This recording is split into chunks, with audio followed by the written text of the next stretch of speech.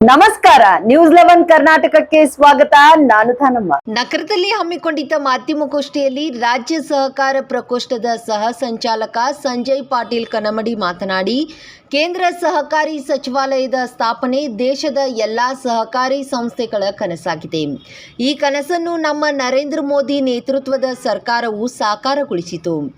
6/7/2021ರಂದು ಕೃಷಿ ಸಚಿವಾಲಯದಿಂದ ಪ್ರತ್ಯೇಕ ಸಚಿವಾಲಯವನ್ನು ಸ್ಥಾಪಿಸಲಾಯಿತು.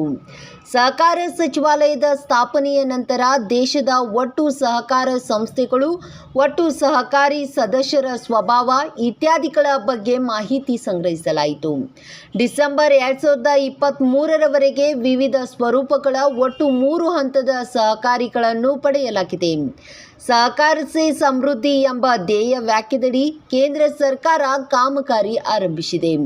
ಆದರೆ ಇದಕ್ಕೆ ವ್ಯತಿರಿಕ್ತವಾಗಿ ರಾಜ್ಯ ಸರ್ಕಾರವು ಸಹಕಾರಿ ಮತ್ತು ಸಹಕಾರಿ ಸಂಘಗಳ ಹಿತಾಸಕ್ತಿ ವಿರುದ್ಧ ಕಾನೂನು ತರಲು ಹೊರಟಿದೆ. ಇದು ಕರ್ನಾಟಕದ ಎಲ್ಲ ಸಹಕಾರಿ ಸಂಸ್ಥೆಗಳಿಗೆ ಆಘಾತ ತಂದಿದೆ.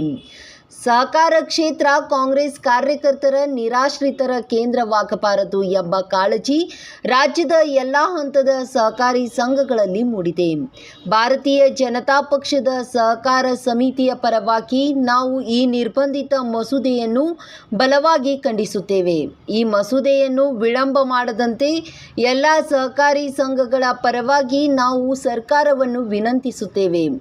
ಇಲ್ಲವಾದಲ್ಲಿ ಸರ್ಕಾರದ ಹಸ್ತಕ್ಷೇಪ ಹಾಗೂ ಸ್ವಾಯತ್ತತೆ ವಿರೋಧಿ ಮಸೂದೆ ವಿರುದ್ಧ ರಾಜ್ಯಾದ್ಯಂತ ಹೋರಾಟ ನಡೆಸಲಾಗುವುದು ಎಂದು ಖಡಕ್ ಎಚ್ಚರಿಕೆ ನೀಡಿದರು. ಇವತ್ತಿನ ಪತ್ರಿಕಾಗೋಷ್ಠಿ ಸಹಕಾರಿ ಕ್ಷೇತ್ರದ ಕುರಿತು. ಸ್ವಾತಂತ್ರ್ಯ ಸಿಕ್ಕ ಮೇಲಿಂದ ಎಲ್ಲ ಸಹಕಾರಿಗಳಲ್ಲಿ ಒಂದು ಬೇಡಿಕೆ ಇತ್ತು. ಇದು ರಾಜ್ಯದಲ್ಲಿ ಮಾತ್ರ ಅಲ್ಲ, ಕೇಂದ್ರದಲ್ಲಿ ಕೂಡ ಒಂದು ಪ್ರತ್ಯೇಕವಾದ ಒಂದು ಸಹಕಾರಿ ಸಚಿವಾಲಯ ಆಗಬೇಕು. ಎಷ್ಟೇ ಸರ್ಕಾರಗಳು ಬಂದರೂ ಕೂಡ ಅದಾಗಲಿಲ್ಲ.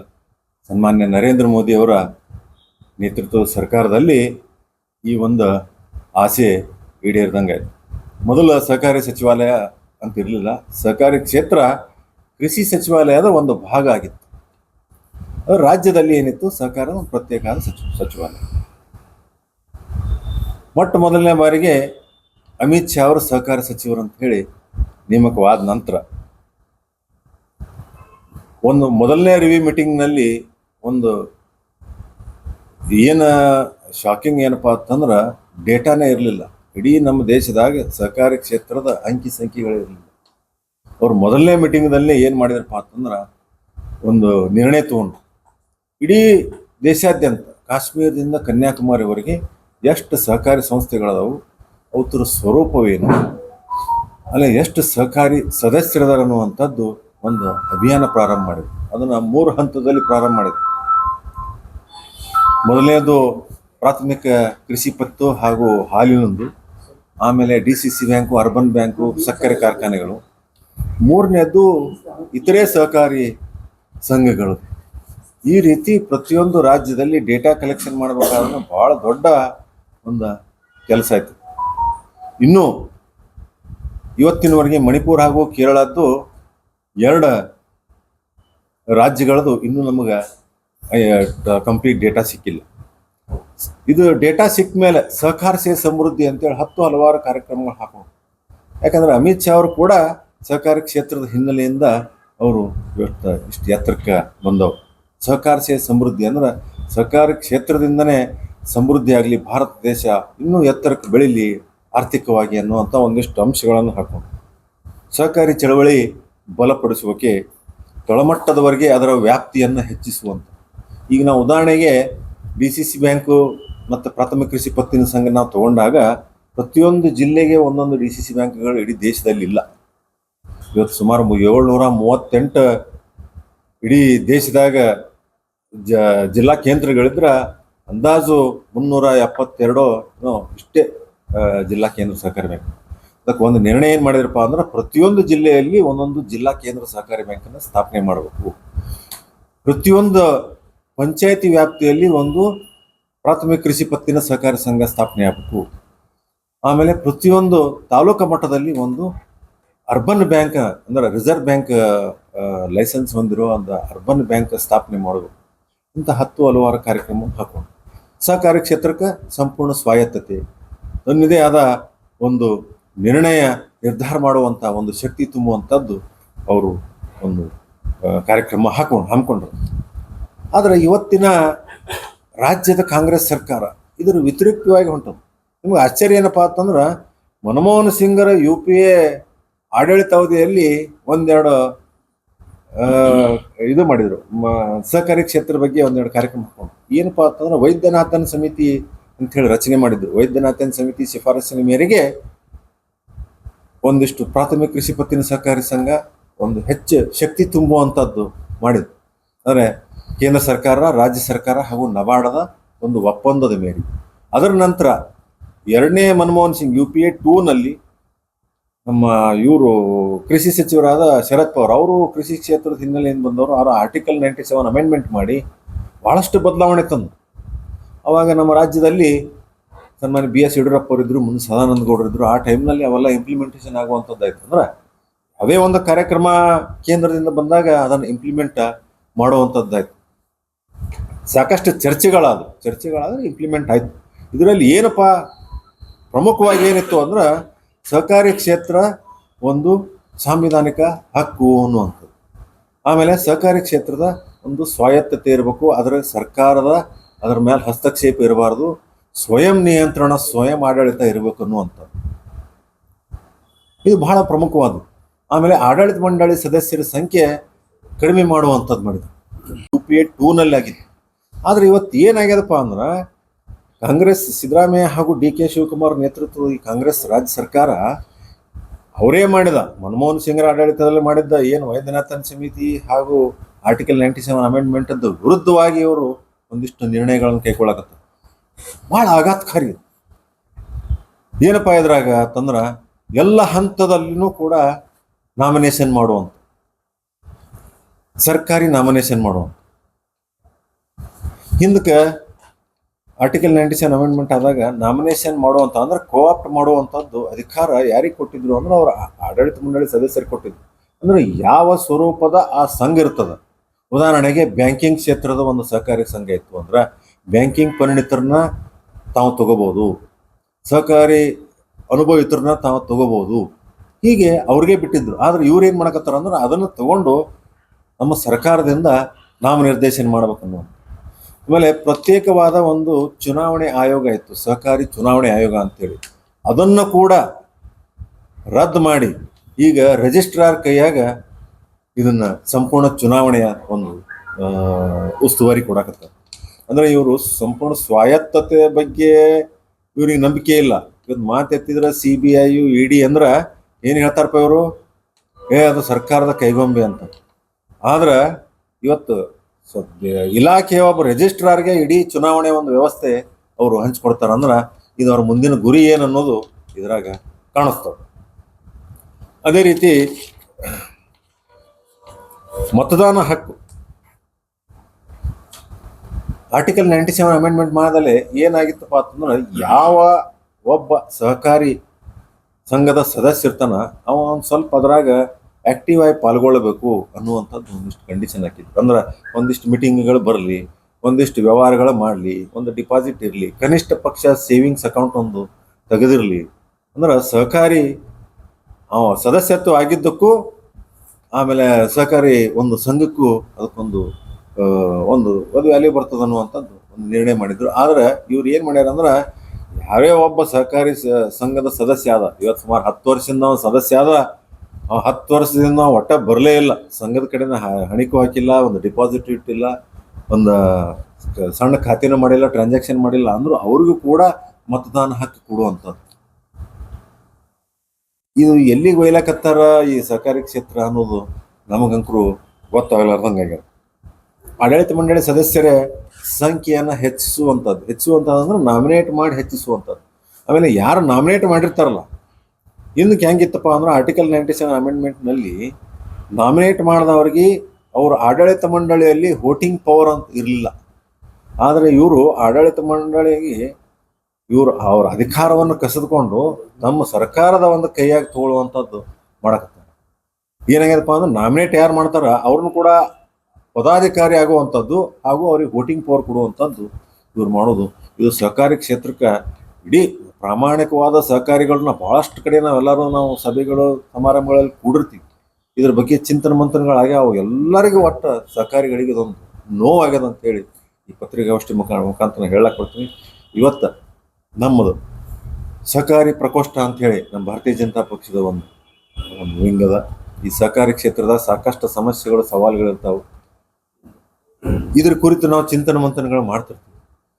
ಈ ಸಹಕಾರಿ ಪ್ರಕೋಷ್ಠ ವತಿಯಿಂದ ಇವತ್ತು ಎಲ್ಲ ವಿಭಾಗಗಳಲ್ಲಿ ಅಂದ್ರೆ ನಾವು 12 ಕಡೆಗಳಲ್ಲಿ ಈ ಒಂದು ಪತ್ರಿಕಾಗೋಷ್ಠಿಯನ್ನು ಮಾಡಿ ಸರ್ಕಾರಕ್ಕೆ ಒಂದು ನಾವು ಆಗ್ರಹ ಮಾಡ್ತೀವಿ, ವಿನಂತಿಪೂರ್ವಕವಾಗಿ ಆಗ್ರಹ ಮಾಡ್ಲಾಕತ್ತೀವಿ. ಏನಂದ್ರೆ ಇಂಥ ಕಾನೂನುಗಳು ನಾವು ತರುವುದರಿಂದ ಸಹಕಾರಿ ಕ್ಷೇತ್ರಕ್ಕೆ ಬಹಳ ದೊಡ್ಡ ಪೆಟ್ಟು ಬೀಳ್ತದ. ನಿಮ್ಮ ಅದೇನಂತಾರಲ್ಲ, ಕಾಂಗ್ರೆಸ್ ಕಾರ್ಯಕರ್ತರ ನಿರಾಶ್ರಿತರ ಗಂಜಿ ಕೇಂದ್ರ ನಮ್ಮ ಸಹಕಾರಿ ಕ್ಷೇತ್ರ ಆಗಬಾರ್ದು ಅನ್ನುವಂಥದ್ದು ನಮ್ದೆಲ್ಲ ಆಸೆ ಅದ. ಇಷ್ಟೂ ಮೀರಿ ತಾವು ಮುಂದುವರೆದ್ರೆ ಇಡೀ ಎಲ್ಲ ಸಹಕಾರಿಗಳು ತಗೊಂಡು ನಾವು ಹೋರಾಟ ಮುಂದಿನ ದಿನಮಾನಗಳಲ್ಲಿ ಮಾಡ್ತೀವಿ ಅಂತ ಹೇಳಿ ಈ ಪತ್ರಿಕಾಗೋಷ್ಠಿ ಮುಖಾಂತರ ನಾನು ಹೇಳಕ್ಕೆ ಇಚ್ಛೆ.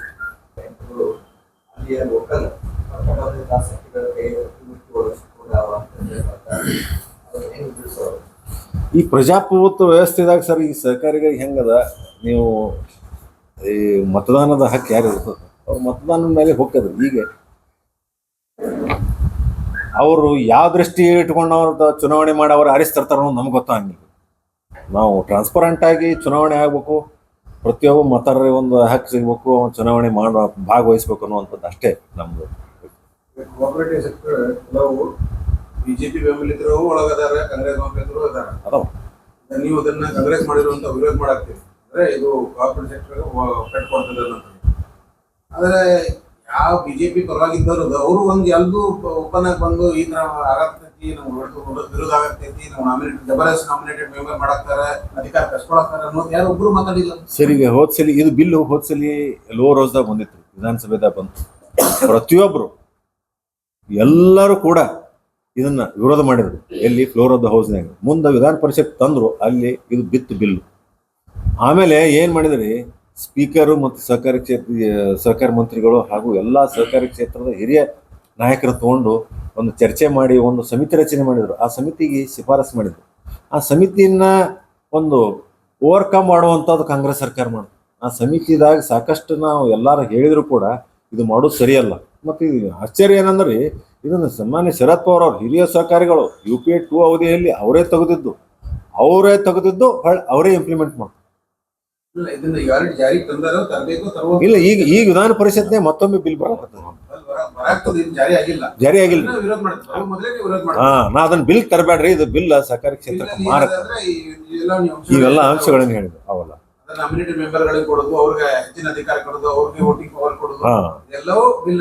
ಬಿಲ್ನಲ್ಲಿ ಆಮೇಲೆ ಇತ್ತು. ಆದ್ರೆ ಅವರು ಅಧ್ಯಕ್ಷ ಸ್ಥಾನಕ್ಕೆ ಸ್ಪರ್ಧೆ ಮಾಡ್ಲಿಕ್ಕೆ ಅವಕಾಶ ವೋಟಿಂಗ್ ಪವರ್ ಇರ್ಲಿಲ್ಲ.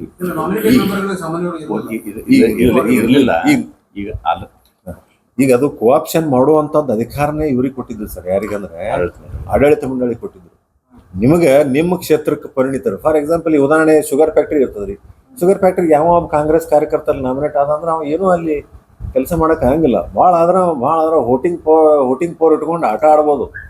ಅವರು UPA ಗೌರ್ಮೆಂಟ್ನಾಗೆ ಏನ್ ಮಾಡಿದ್ರು ಅಂದ್ರ, ನಿಮಗೆ ಸಂಬಂಧಪಟ್ಟವ್ರನ್ನು ಈಗ ಸಕ್ಕರೆ ಕ್ಷೇತ್ರಕ್ಕೆ, ಕಬ್ಬಿನ ಕ್ಷೇತ್ರಕ್ಕೆ, ಸಹಕಾರಿ ಕ್ಷೇತ್ರಕ್ಕೆ ಪರಿಣಿತರು ನೀವ ಕೋಆಪ್ಟ್ ಮಾಡ್ಕೊಂಡು ಆಡಳಿತ ಮಂಡಳಿ ತೋರಿ ಅವ್ರಿಗೆ ವೋಟಿಂಗ್ ಪವರ್ ಇರಲಿಲ್ಲ. ಆದ್ರೆ ಪ್ರತಿಯೊಂದು ಆಡಳಿತ ಮಂಡಳಿ ಸದಸ್ಯರಿಗೆ ಏನು ಅಧಿಕಾರ ಏನಿರ್ತದ ಆ ಪ್ರತಿಯೊಂದು ಅವ್ರಿಗೆ ಕೊಟ್ಟಿದ್ರು, ಅಪಾರ್ಟ್ ಫ್ರಮ್ ವೋಟಿಂಗ್ ಪವರ್. ಇವ್ರು ವೋಟಿಂಗ್ ಪವರ್ ಮಾಡಿ ಇವ್ರನ್ನ ಅಧ್ಯಕ್ಷ ಉಪಾಧ್ಯಕ್ಷ ಮಾಡುವಂತದ್ದು ಕೂಡ ಇವ್ರ ಕಾರ್ಯಕ್ರಮ. ಅಂದ್ರೆ ಕಾಂಗ್ರೆಸ್ ಕಾರ್ಯಕರ್ತರನ್ನ ಅಲ್ಲಿ ನಾಮಿನೇಟ್ ಮಾಡ್ಕೊಂಡು ಆ ಸಂಘ ಪೂರ ಸರ್ಕಾರದ ತಮ್ಮ ಪಕ್ಷದ ಹಿಡಿತದಲ್ಲಿ ಇಟ್ಕೋಬೇಕು. ಅದೇ ಒಟ್ಟಾರೆ ನಮ್ಮ ಕ್ಷೇತ್ರ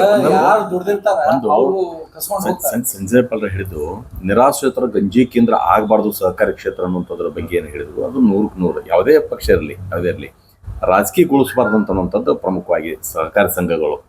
ಈಗ ಉದಾಹರಣೆಗೆ ಅವ್ರು ಹೇಳಿದ್ರು, ಈಗ ಆಡಳಿತ ಮಂಡಳಿ ಇರ್ತದ. ಈಗ ನಾನು TPSMS ಅಧ್ಯಕ್ಷ ಇದ್ದೆ, ಅವರು DCC ಬ್ಯಾಂಕ್ ನಿರ್ದೇಶಕರಾಗಿ ಅವರು TPSMS ಎಲ್ಲ ಇಟ್ಕೊಂಡು ಬಂದಿದ್ರು. ಈಗ ಯಾರೋ ಒಬ್ಬ ನಮ್ಮ ಸದಸ್ಯ ಅಕಾಲಿಕ ಮರಣ ಹೊಂದಿದ ಅಂತಂದಾಗ ಅಲ್ಲಿ ಒಬ್ಬರನ್ನ ಕೋಪ್ ಮಾಡ್ಕೋಬೇಕಾಗ್ತದೆ. ಅದನ್ನ ಆಡಳಿತ ಮಂಡಳಿಗೆ ಅದರ ಅಧಿಕಾರ ಅದ, ಆದ್ರೆ ಅದನ್ನ ಸರ್ಕಾರ ನೇಮಕ ಮಾಡುವಂಥದ್ದು ಆಗಬಾರ್ದು ಅಂತ. ಗೌರ್ಮೆಂಟ್ ಇನ್ಫ್ಲೂಯೆನ್ಸ್ ಕಡಿಮೆ ಇರಬೇಕು. ಹಾ, ಯಾರೋ ಅನಿವಾರ್ಯ ಕಾರಣದಿಂದ ರಾಜೀನಾಮೆ ಕೊಟ್ಟರು, ಅದರ ಅಧಿಕಾರ ಹಿಡಿದು ಆಡಳಿತ ಮಂಡಳಿ ಚರ್ಚೆ ಮಾಡಿ ಯಾರನ್ನ ಇದನ್ನ ಮಾಡ್ಕೋಬೇಕಂತ ಅನ್ನೋಂಥದ್ರ ಬಗ್ಗೆ. ಇದು ಅಲ್ದ ಮತ್ 3 ಮಂದಿ ಅದು 3 ಮಂದಿನ ಸರ್ಕಾರದಿಂದ ನಾಮನಿರ್ದೇಶನ ಮಾಡುವಂಥದ್ದು. ಬಿಲ್ ಬರಾಕತ್ತೇನೆ ಇದು ಒಂದು ಈ ವಿಧಾನ ಪರಿಷತ್ತಿಗೆ ಮತ್ತೆ ತರ್ಲಾಕತ್ತ. ಈಗ ಅಸೆಂಬ್ಲಿ ಒಳಗ ಅದು ಪಾಸ್ ಮಾಡ್ಕೊಂಡ್ರೆ ನಾವು ಆ ಸಂದರ್ಭದಾಗ ನಮ್ಮ ಪಕ್ಷ ವಿರೋಧ ಮಾಡಿತು. ಅದರ ನಂತರ ಅವರು ಸಂಖ್ಯಾಬಲದಿಂದ ಪಾಸ್ ಮಾಡ್ಕೊಂಡ್ರು. ನಂತರ ನಿಂದೆ ಸಂಖ್ಯೆ ಬಲ ಜಾಸ್ತಿ ಆಯ್ತಲ್ಲ. ಸರ್ಕಾರ ಡಿಫಿಟ್ ಆಯ್ತ್ರಿ. ಅವಾಗ ಬಿಲ್ ಬಿತ್ರಿ. ಅದು ಈಗ ಮತ್ತೆ ಬಿಲ್ ಬಿದ್ಮೇಲೆ ಮತ್ತೊಂದು ಸಮಿತಿ ರಚನೆ ಮಾಡಿದ್ರು. ಸಮಿತಿ ರಚನೆ ಮಾಡಿದಾಗ ಆ ಸಮಿತಿಯವ್ರು ಏನು ಸದಸ್ಯರು ಇದು ಕೊಟ್ಟರು, ಈ ತರ ಮಾಡೋದು ಸರಿಯಲ್ಲ ಅಂದ್ರೂ ಅದನ್ನ ಓವರ್ಕಮ್ ಮಾಡಿ ಮತ್ತೊಂದು ಸ್ವಲ್ಪ ಮಾಡಿಫೈ ಮಾಡಿ ಮತ್ತೆ ಬಿಲ್ ಅಂತ ತೊಗೊಂಬಂದ. ಈಗ ಅಕಸ್ಮಾತ್ ಪಾಸ್ ಆಗ್ಲಿಲ್ಲ ಅಂದ್ರೆ ಅವ್ರು ಗೆಜೆಟ್ ಮಾಡುವಂಥದ್ದು ಅಧಿಕಾರ ಅವರು ಬೇರೆ ರೀತಿ ಮಾಡಿ ಮಾಡ್ತಾರ, ಸುಗ್ರೀವಾಜ್ಞೆ ಮುಖಾಂತರ ಮಾಡ್ತಾರ. ಅದಕ್ಕೆ ಇದು ಮಾಡೋದು ಸರಿಯಲ್ಲ, ಸಹಕಾರಿ ಕ್ಷೇತ್ರಕ್ಕೆ ಇದು ಬಹಳ ದೊಡ್ಡ ಪೆಟ್ಟು ಬೀಳ್ತದ ಅನ್ನುವಂಥದ್ದು ಒಂದೊಂದು. ಶಿವಾನಂದ ಪಾಟೀಲ್ ಅವರೇ ಸೊಸೈಟಿ ಅಧ್ಯಕ್ಷರಾದ ಅವರು ಸುಮಾರು 3-4 ಸಾರಿ ಪ್ರೆಸ್ ಮೀಟ್ ಅಲ್ಲಿ ಓಪನ್ ಹೇಳಿದ್ರು, ಕೇಂದ್ರ ಸರ್ಕಾರದಿಂದ ಕೋಆಪರೇಟಿವ್ ಸೊಸೈಟಿಗಳಿಗೆ ಇದು ಬರ್ಬೇಕಾಗಿತ್ತು, ಒಂದು ಅಮೌಂಟ್ ಶೇರ್ ಬರಾಕ್ತಿಲ್ಲ, ಹಂಗಾಗಿ ನಾವ್ ಏನ್ ಲೋನ್ ಕೊಡ್ಬೇಕಾಗಿತ್ತು ರೈತರಿಗೆ, ಅದು ನಮ್ಮ ಭಾಗದಲ್ಲೂ ನಾವು ಕೊಡಕ್ಕಾಗ್ತೀವಿ, ಇದರಿಂದ ನಮ್ಗೆ ಯಾವ್ದು ಸರ್ಕಾರ ಬರಾಕ್ತಿಲ್ಲ ಅನ್ನೋ. ಇಲ್ಲ ಸರ್, ಅದರಲ್ಲಿ ಭಾಳ ಚಂದ ಪಾಯಿಂಟ್ ಐತೆ ಹೇಳ್ತೀನಿ. ಹೆಂಗದ್ರಿ, ಒಂದು ಜಿಲ್ಲಾ ಕೇಂದ್ರ ಸಹಕಾರಿ ಬ್ಯಾಂಕ್ ಹೆಂಗದ ನಬಾರ್ಡ್ದಿಂದ ಫೈನಾನ್ಸ್ ಹಾಕಿರ್ತದೆ. ಅವರು ನಮ್ಮ ಕೇಂದ್ರ ಸರ್ಕಾರದವ್ರು ಏನು ಮಾಡಕತ್ತಾರ, ನಿಮ್ಮ ಕಾಲ ಮೇಲೆ ನೀವು ನಿಲ್ಲಿ, ನಿಮ್ಮ ಡಿಪಾಸಿಟ್ ನೀವು ಹೆಚ್ಚು ಮಾಡ್ಕೋರಿ ಅನ್ನೋಂಥ ಒಂದು ದೃಷ್ಟಿಯಿಂದ ಅವ್ರು ಏನು ಮಾಡತ್ತಾರೆ, ಪರ್ಸೆಂಟೇಜನ್ನು ಕಡಿಮೆ ಮಾಡ್ಕೋತ ಹೋಗ್ತಾರೆ. ಉದಾಹರಣೆಗೆ ಮೊದಲು 60% ಕೇಂದ್ರದ ನಬಾರ್ಡ್ದಿಂದ ಫಂಡ್ ಹಾಕಿತ್ತು ಅಂದ್ರೆ ಅದನ್ನು ಅವರು 58 ಮಾಡ್ತಾರೆ, 55 ಮಾಡ್ತಾರೆ. ಅಂದ್ರೆ ನೀವು ಡಿಪಾಸಿಟನ್ನು ಹೆಚ್ಚು ಮಾಡ್ಕೋರಿ, ನೀವು ನಿಮ್ಮ ಕಾಲ ಮೇಲೆ ನಿಲ್ರಿ, ನೀವು ಶಕ್ತಿಯುತರಾಗಿರಿ ಅನ್ನುವಂಥದ್ದು ಒಂದು ದೃಷ್ಟಿಯಿಂದ ಕಡಿಮೆ ಮಾಡ್ಕೋತ ಬರೋದು. ಆದ್ರೆ ಎಲ್ಲರಿಗೂ ಕಡಿಮೆ ಮಾಡಕತ್ತಿಲ್ಲ, ಯಾರ್ಯಾರಿಗೆ ಏನೇನು ಬೇಕು ಕೊಟ್ಟೆ ಕೊಡ್ತಾರೆ. ಈಗ NCDC ಮುಖಾಂತರ ಮೊನ್ನೆ ಮಹಾರಾಷ್ಟ್ರದಾಗ ಇವತ್ತು ನನಗನ್ಸೋ ಮಟ್ಟಿಗೆ more than 1000 crore ಬರೀ ಸಹಕಾರಿ ಕ್ಷೇತ್ರದ ಯಾವ ಶುಗರ್ ಫ್ಯಾಕ್ಟ್ರಿಗಳಿಗೆ ಒಂದು ಶಕ್ತಿ ಕಡಿಮೆ ಆಗಿತ್ತು ಅವ್ರಿಗೆ ಶಕ್ತಿ ತುಂಬುವಂಥದ್ದು ಮಾಡಿದ್ರು ಕೇಂದ್ರ ಸರ್ಕಾರ. ಬಿಜೆಪಿ ಸರ್ಕಾರದ ನೀವು ಮಾಡ್ತೀರಿ, ಕಾಂಗ್ರೆಸ್ ಸರ್ಕಾರದಲ್ಲಿ ಮಾಡುದಿಲ್ಲ. ಇಲ್ಲ, ಕಾಂಗ್ರೆಸ್ ಬಿಜೆಪಿ ಸಂಬಂಧ ಇಲ್ರಿ, ಸಕ್ಕರೆ ಸರ್ ಈಗ ವಿಷಯ ಏನದ, ಸಹಕಾರಿ ಕ್ಷೇತ್ರ ರಿಪೋರ್ಟ್ ಮಾತಾಡ್ತೀನಿ, ನನ್ನ ಆರೋಪ ಇಲ್ಲ.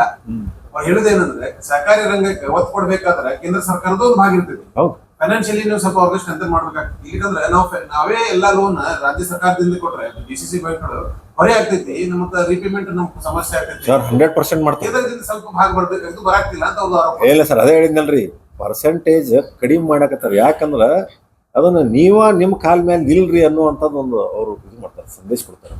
ಅದು ಸಂಪೂರ್ಣವಾಗಿ ಜೀರೋ ಮಾಡಿಲ್ರಿ ಅವರು. ಹೇಳಿದ್ರು 3 ವರ್ಷದಿಂದ ನಮ್ಗೆ ಬಂದಿಲ್ಲ, ಎಷ್ಟು ಕೋಟಿ ಹೇಳಿದ್ರು, ಆ ಕೋಟಿ ಇವ್ರು ನಾವು DCC ಬ್ಯಾಂಕ್ ನಮ್ಮ ಕೈಯಿಂದ ಹಾಕೊಂಡ ಪರಿಸ್ಥಿತಿ ಬಂತು. ಅದು ಕೊಟ್ಟಿದ್ದಕ್ಕೆ ನಮ್ಗೆ ಅಟ್ಲಿ ಫೈನಾನ್ಷಿಯಲ್ ಭಾರ ಸ್ವಲ್ಪ ಕಡಿಮೆ ಆಗ್ತಿತ್ತು ಅಂತ. ಪರ್ಸೆಂಟೇಜ್ ಕಡಿಮೆ ಮಾಡಿದ್ರಿಂದ ಆಗಿದ್ರೆ ಸ್ವಲ್ಪ ಕನ್ಫ್ಯೂಷನ್ ಇದೆ. ಪರ್ಸೆಂಟೇಜ್ ಕಡಿಮೆ ಆಗಿದ್ದು ಸತ್ಯ, ಅದು ಪರ್ಸೆಂಟೇಜ್ ಕಡಿಮೆ ಮಾಡಿದ್ದು ಅದೇ ಒಂದು ಕಾರಣದಿಂದ. ಈ ಉದಾಹರಣೆ ಪ್ರಾಥಮಿಕ ಕೃಷಿ ಪತ್ತಿನ ಸಹಕಾರಿ ಸಂಘ ಸ್ಥಳೀಯವಾಗಿ ಗ್ರಾಮ ಮಟ್ಟದಾಗ ಇರ್ತಕ್ಕಂಥ ಒಂದು ಸಂಸ್ಥೆ.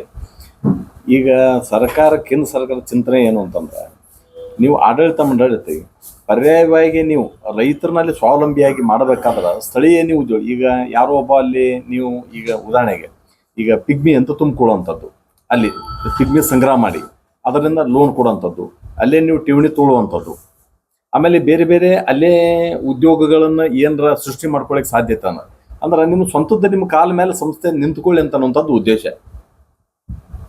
ಸರಿ, ಇನ್ನೊಂದು ನಿಮಗೆ ಗ್ರಾಮೀಣ ಮಟ್ಟದಾಗ ಇನ್ನೊಂದು ಲಾಸ್ಟ್ ಪಾಯಿಂಟ್ ಹೇಳ್ತೀನಿ.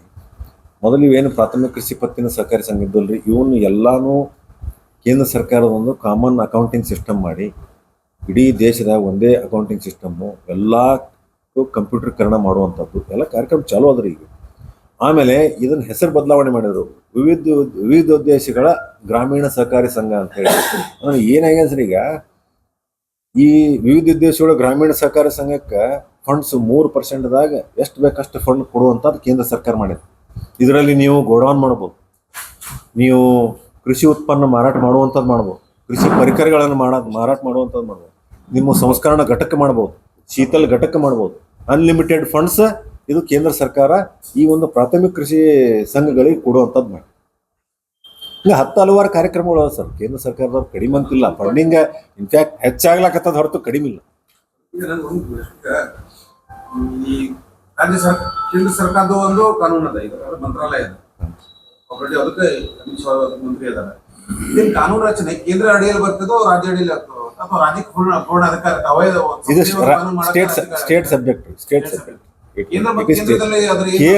ಕೇಂದ್ರದಲ್ಲಿ ಏನಂದ್ರೆ ಒಂದಿಷ್ಟು ಗೈಡ್ಲೈನ್ಸ್ ಕೊಡ್ತಾರ್ರಿ, ಗೈಡ್ ಮಾಡುವಂಥದ್ದು ಮಾತ್ರ. ಆದ್ರೆ ಅಮೆಂಡ್ಮೆಂಟ್ ಈಗ ಫಾರ್ ಎಕ್ಸಾಂಪಲ್ ಆರ್ಟಿಕಲ್ 97 ಅಮೆಂಡ್ಮೆಂಟ್ ಅದಾಗಿದ್ದು, ಅದು ಅಲ್ಲಿ ಅಮೆಂಡ್ಮೆಂಟ್ ಮಾಡಿ ರಾಜ್ಯಕ್ಕೆ ಕಳಿಸ್ತಾರೆ, ರಾಜ್ಯದವ್ರು ಅದನ್ನ ಇಂಪ್ಲಿಮೆಂಟ್ ಮಾಡ್ಬೇಕು. ಆದ್ರೆ ಎಲ್ಲವೂ ಕೇಂದ್ರ ಸರ್ಕಾರ ಅಡಿ ಬರೋದಿಲ್ಲ. ಇಲ್ಲ ರಾಜ್ಯ ಸರ್ಕಾರ ಅಡಿ. ಇಟ್ ಈಸ್ ಸ್ಟೇಟ್ ಸಬ್ಜೆಕ್ಟ್, ಸರ್ಕಾರಿ ಕ್ಷೇತ್ರ ಸ್ಟೇಟ್ ಸಬ್ಜೆಕ್ಟ್. ನೀವು ಏನು ಹೇಳ್ತೀರಿ, ಯುಪಿಎದಲ್ಲಿ ಮಾಡಿರೋಂಥದ್ದು ಇವರೇ ಕಾಂಗ್ರೆಸ್ ಇವರೇ ಮಾಡಿದ್ದು, ಇವರೇ ಅದನ್ನ ವಿರುದ್ಧ ಮಾಡಿ ರದ್ದು ಮಾಡ್ಲಾಕತ್ತಾರ. ಅದನ್ನ ನಾವು ಬಹಳ ಆಶ್ಚರ್ಯ ಆಗಿದೆ. ಮತ್ತು ಅದು ಮಾರಕ ಅನ್ನುವಂಥ, ಯಾಕಂದ್ರೆ ಶರದ್ ಪವಾರ್ ಅವರು ಬಹಳ ಹಿರಿಯ ಸಹಕಾರಿಗಳು, ಅವ್ರು ಬಹಳ ಒಂದು ಆಲೋಚನೆಯಿಂದ ಮಾಡಿದ್ರು. ಅಲ್ಕೊಂಡಿದ್ವಿ. ಈಗ ಇದರಲ್ಲಿ ನಿಮ್ದು ಏನಾರ ಇದು ಕೊಟ್ಟಿದ್ದೇನೆ, ಮತ್ತೆ ಸಲಹೆಗಳು ಕೊಟ್ಟಿದ್ದು ನಿಮ್ಗೆ ಪಕ್ಷದಿಂದ ಕೊಟ್ಟಿದ್ದೀವಿ. ಇದು ಬಿಟ್ಟು ಮತ್ತೆ ಏನಾರು ಮಾಡುವಂತ ಸಲಹೆಗಳು ಏನಾದ್ರು ಕೊಟ್ಟಿದ್ದೇನೆ? ಇದು ಬಿಟ್ಟು ಮಾಡುವಂಥದ್ದು ನಾವು ಬೇರೆ ಸಲಹೆ ಕೊಟ್ಟಿಲ್ರಿ. ಇದು ಈ ಬಿಲ್ ಬಲಪಡಿಸುವಂತ ಕಾರ್ಯಕ್ರಮಗಳನ್ನ ಕೊಟ್ಟಿರ್ತೀವಿ ಸರ್. ಆದ್ರೆ ಇದನ್ನ ಪೂರಾ ರಾಜಕೀಕರಣ ಮಾಡ್ಲಕತ್ತಾರ ಅಷ್ಟ. ಅದೇ ಒಂದು ನಮ್ಮ ನೋವು.